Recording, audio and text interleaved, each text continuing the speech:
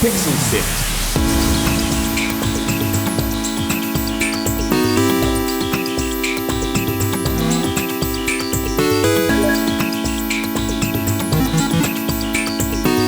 Hello and welcome to Pixel Sift. If this is your first time listening to the show, welcome.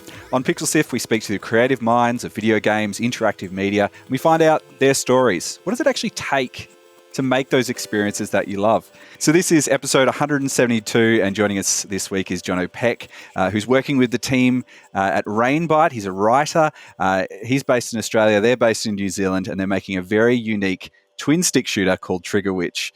Thanks for joining us. Pleasure to be here. It's a pleasure to be part of the Pixel Sift universe now. It's it's great to be part of this.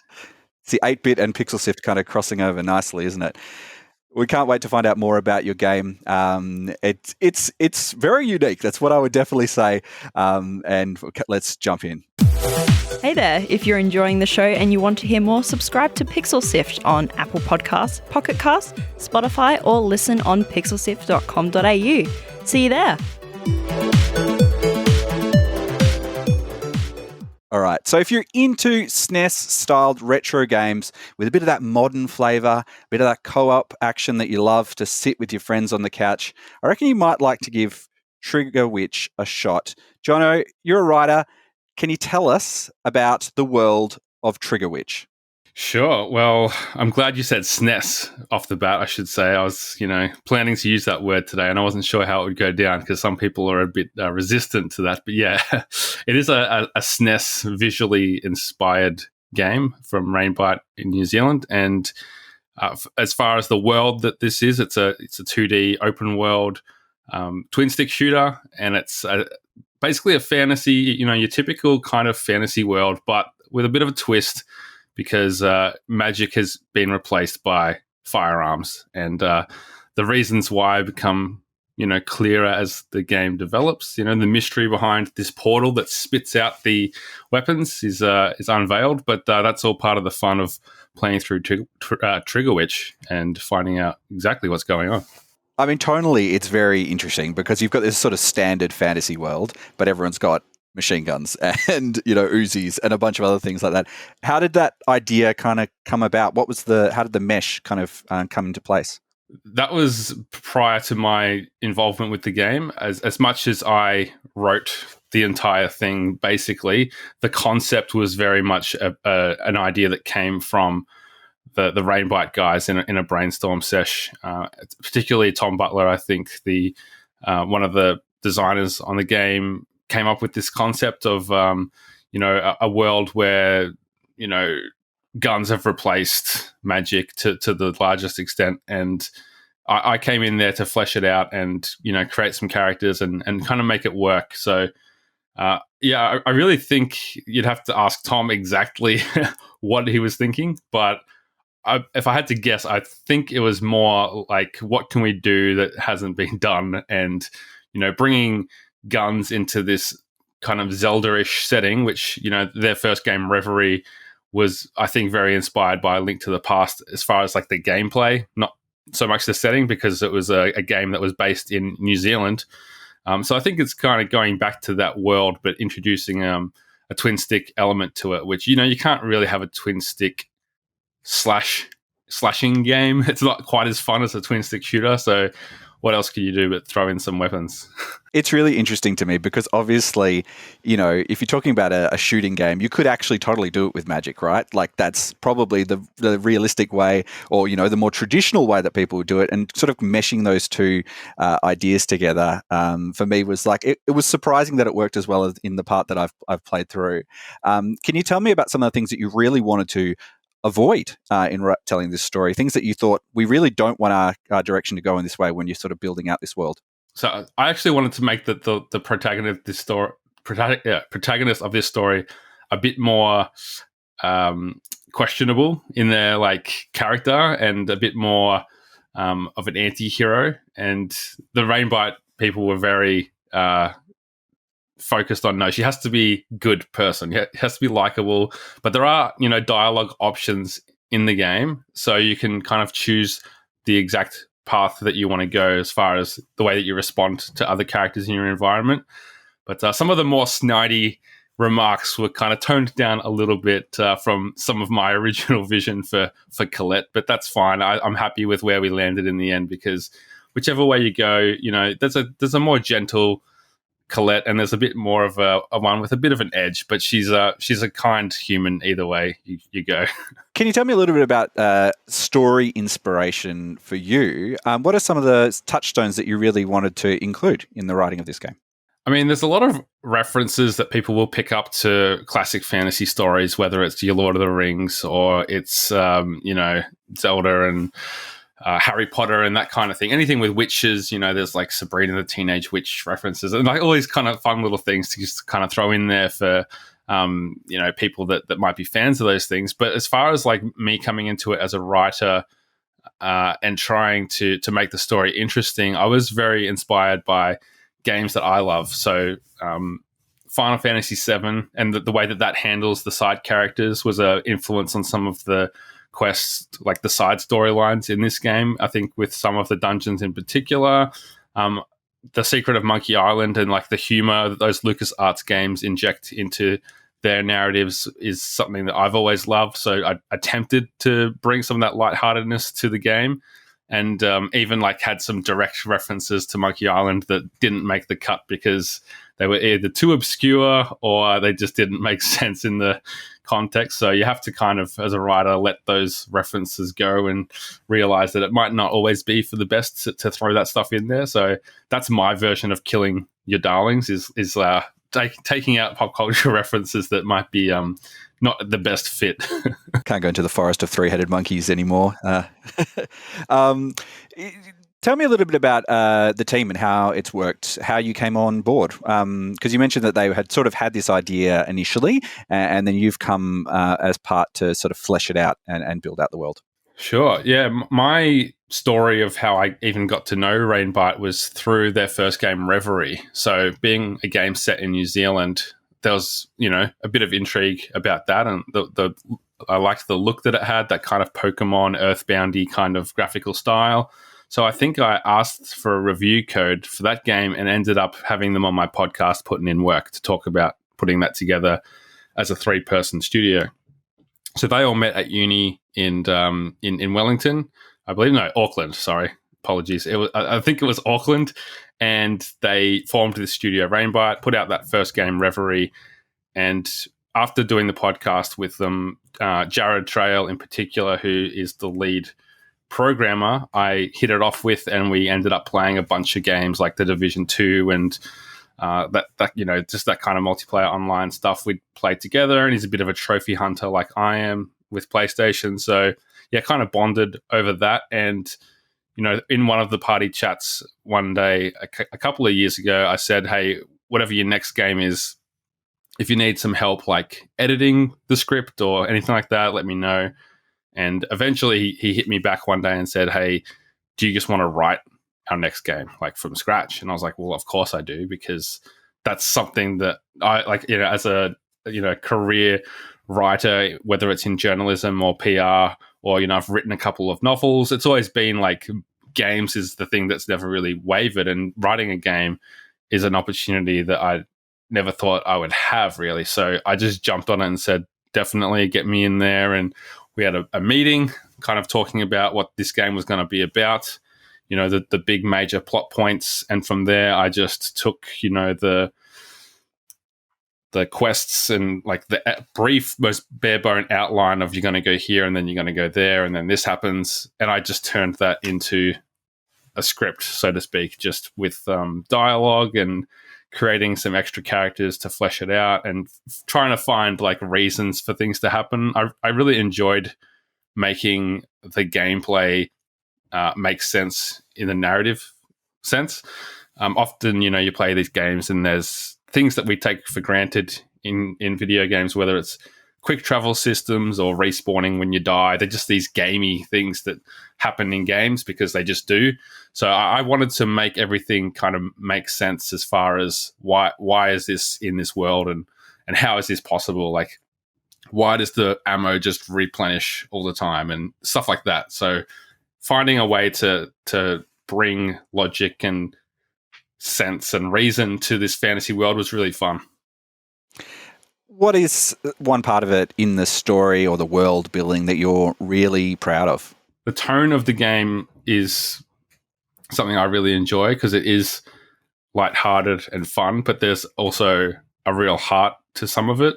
I think there are some like real moments. Like it's hard to exactly get emotion out of a 2D pixel art kind of game when you're also having exploding animated onions running around as well. It's a bit of a balance to kind of hit the right tone with that. So you can't go too heavy-handed, and you can't exactly eke out like the Last of Us style emotions with pixel art and little portraits on the screen. But I think that we did a really good job of making a story that I think people will want to get to the end and see how it ends and see the characters develop and the side characters and how their arcs resolve as well. And I think also just creating a world that seems like, even though people won't think into it as deeply as we have, especially me and Jared, because he's been the person within Rainbite that I've been going back and forth with,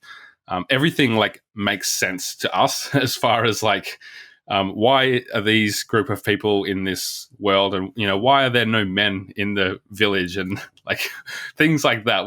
It all makes sense to us, and if anyone asks, we'll have an explanation for everything, including why are there reanimated shields that fly around like enemies, and why are there these magic little hats that cast spells. Like it all makes sense. If you want to talk to me, I'll explain the lore of everything to you. And you can read into things within the game to maybe get hints of it here and there. But yeah, that was quite fun too. You touched on this before, but you've done a fair bit of writing in the past. And I'm curious how the experience of writing a game lived up to your expectations, but also kind of challenged what you thought it might be. Compared to writing a novel, for example, I've done 2 of those, and you can just basically make it whatever you want, however your vision carries out, you can just kind of follow that. But in a game where there's 3 other people with a strong ownership of that world and that story to an extent as well, you have to also work within the parameters of what works for them. And I might write like a particular character or a boss fight or something, and then it comes back from Dan, who's the animator, and it might look completely different to the picture that I had. So then it's like, okay, now that that boss isn't what I said they were, so I have to change part of the script to address like some of their extra powers or whatever it might be, some of their abilities. Because the way that I wrote it, I wanted everything to make sense in the way that I saw the world of this game. So it was kind of taking other people's vision, taking my vision, and finding like a compromise in the middle to explain everything. And I think that, like I said before, making everything make sense in the world was part of the fun, but also one of the challenges, especially when you have just like art design that like I couldn't see what I was writing for most of the time that I was putting the script together. It was like I'd seen the demo, which was what you've played as well, like the first kind of dungeon, the tutorial area. And that was basically all I'd seen. And everything after that was like in my head, or it hadn't even been done yet. So I was almost like one step ahead of the paintbrush, so to speak. Did you use like a formal storyboarding sort of process similar to what they would do in a film, or was it you writing, a teleplay almost, or a video play in a way, and then them sort of enacting your vision, or whatever or you're kind of finding a place that sits in the middle, maybe? Yeah, it definitely wasn't storyboarded. That would be way too sophisticated, I think. It was interesting because I'd never written a game before. I was trying to like research, like, okay, is there like a default like best practice way to write a game? And there really isn't. A lot of people do it in different ways, and it depends on, I think, the type of game. So like maybe if you're doing like a Heavy Rain or Detroit Become Human, like it is storyboarded because it's so cinematic, right? But a game like this, it didn't make sense really to do that. So it was more just like a script, essentially, like name, dialogue, and then like a description of what happens maybe in italics, And then occasionally I'd write like a little box of like, here are some of the things that I think should be in this person's bedroom or in this, witch doctor's hut or whatever it might be. It's like, this is my vision of what's in here. And if you can draw that or if you can animate that. And that's the other thing is like, I am not a programmer. I don't understand how to make games from that perspective. So sometimes I would not be completely sure whether what I was writing was possible, or if what I was what my vision was for this cutscene. Like I didn't know how much effort they wanted to put in the animation for cutscenes and things like that. So it was very like kind of like, this is what I think should happen, and then just seeing what they came back with. Oh, that's too hard, or it can't be completely like that, but we can do it halfway. And a good example, I think, is, I've forgotten what the original question was, but I think a good example of what I'm talking about now is that there's a scene in the game where the character gets to the top of a mountain and there's a really picturesque viewpoint, which is in the end of the trailer. And for narrative reasons, I came up with that idea that you could see that viewpoint, and I thought it was really important to do. And it's a different kind of art style from everything else in the game, because it's kind of that bird's eye view that you get from a typical Zelda kind of game, 2D Zelda game, and you don't ever see like what's in the background of those things. There's no horizon, so to speak. So that was an idea that went against the art style of the game, but I was very adamant that it was important to the story, but also a nice moment to take a pause for the player and kind of reflect on what's happening in this game. And I'm really glad to see that got in there, and Dan did an amazing job of animating that too, for something that isn't within like his typical kind of style, I think. So really glad that I could have that kind of effect on that part of the game. I'd love to learn a little bit more about your relationship with the team, how that kind of all progressed throughout this project, and things that you're really proud of that you were able to achieve together. Probably 95% of my interactions, probably even more actually, were directly with Jared, because because we're friends and we're talking all the time anyway. I think it was just easier for them to designate one person to deal with me. So I think other people within the team, like Dan, for example, was the person that was liaising with the artist that did the portraits for each character when they speak. There's a little picture of each person that's talking, so he was liaising with them. And I think Butler may have been dealing with the composer. So everyone kind of, because it's a independent team of 3 people, everything they do is kind of divvied up into sections so that no one person has too much work to do. So for me it was with Jared, and he was pretty much even if I wanted to ask the other guy something, I'd go through him as well. Not that I didn't have a way to contact the others, because I've spoken to them before, but really the only contact I had with the entire team was a couple of big phone calls or Discord calls that we had in the initial stages.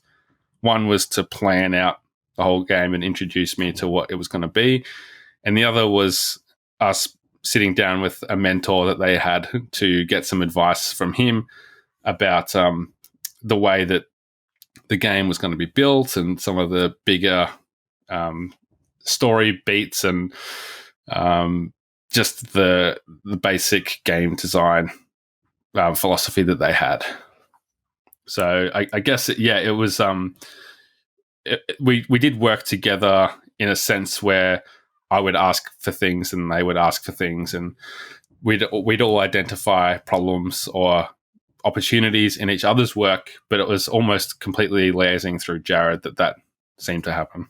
Could you tell me a little bit about what are the biggest lessons that you learnt as a writer throughout this process? That's a good question.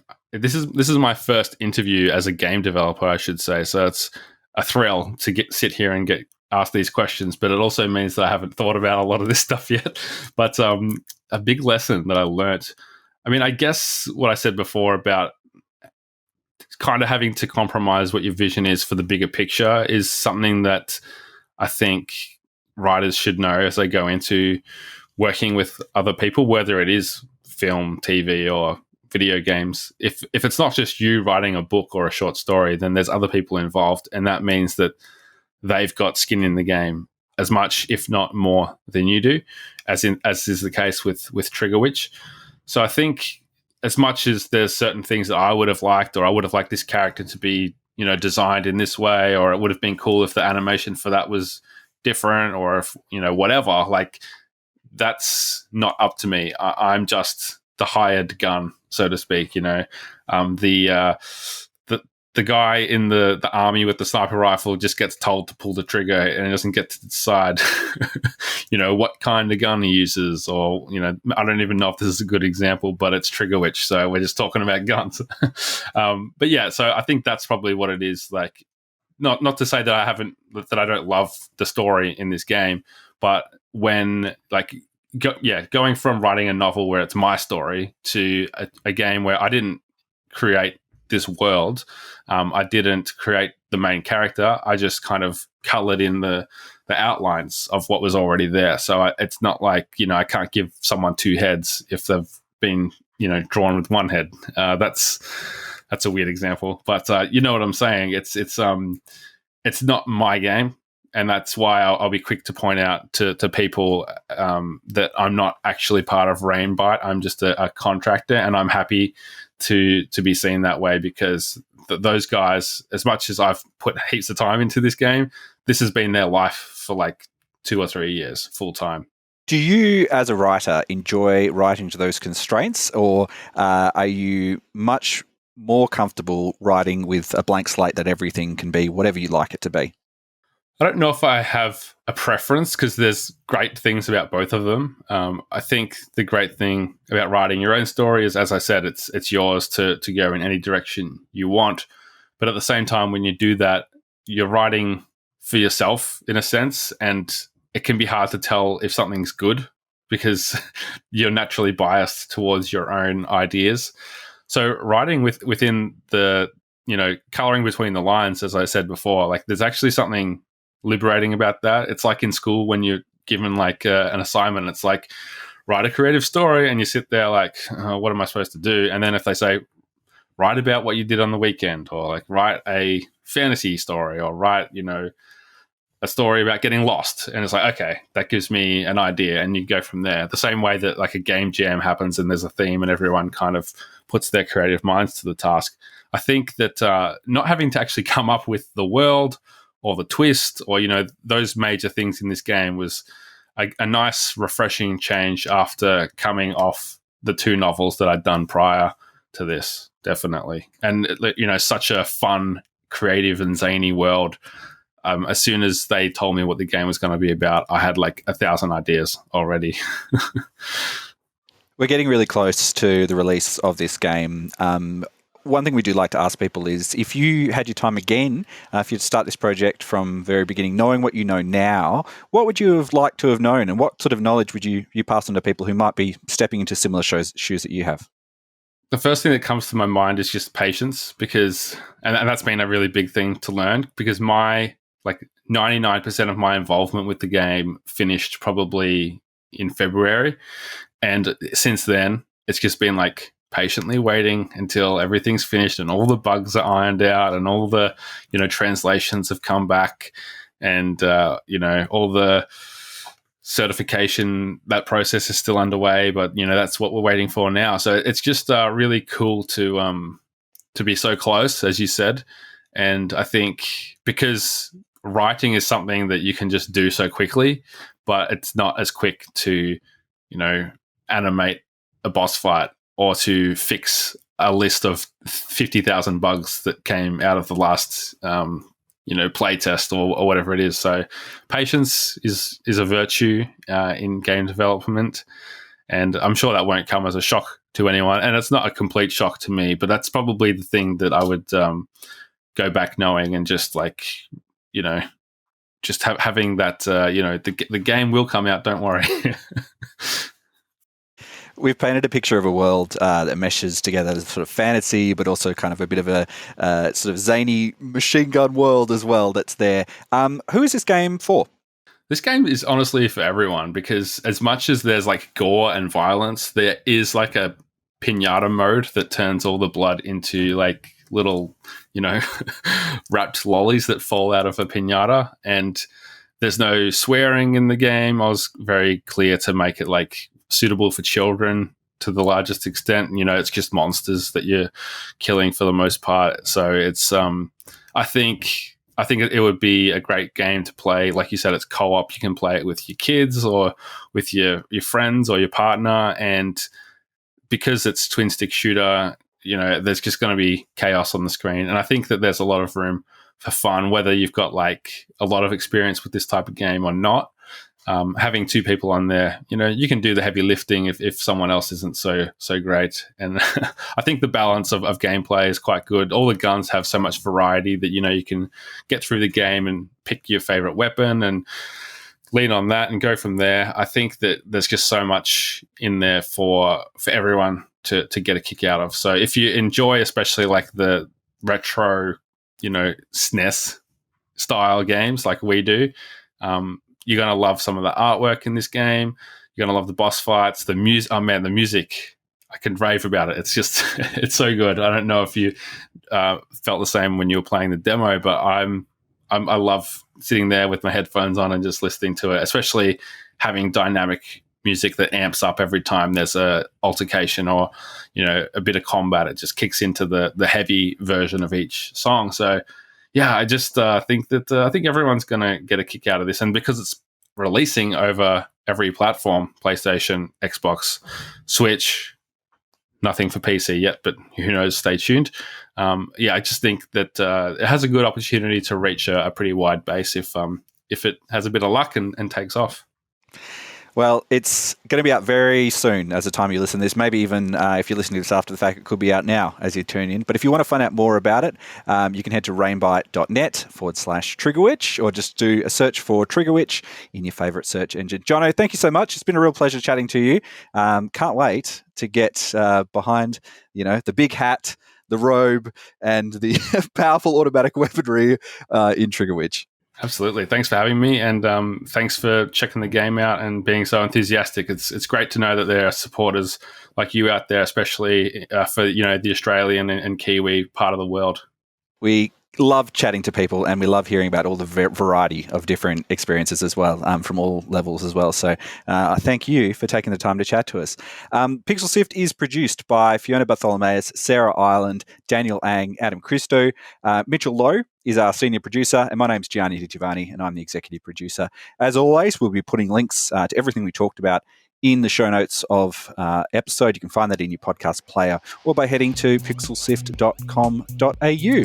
And if you'd like to join a nice community of creative people and people who appreciate creativity, why don't you jump into our Discord? We've got developers in there, previous developers who've been on the show. We've got people who appreciate games, people who are artists and musicians, and it's just a great, cool, nice place that you can join that. So if you want to join that, that's pixelsift.com.au/Discord. That address again, pixelsift.com.au/Discord. And if you like what we do, can we ask you a favor? We need your help to share the show. If you tell one of your mates to listen in, they're going to listen in, aren't they? So give it a go. Share it with it. Jono, you know this experience as well. Word of mouth is what podcasts live and die on. And while you're in your podcast player, why not have a listen to Putting in Work, Jono's show, and see a lot of other great creative stories about people who've worked really hard through a long career to put things together that they're proud of, and you should be proud to learn about as well. Thanks again. Until next time, have fun. See ya.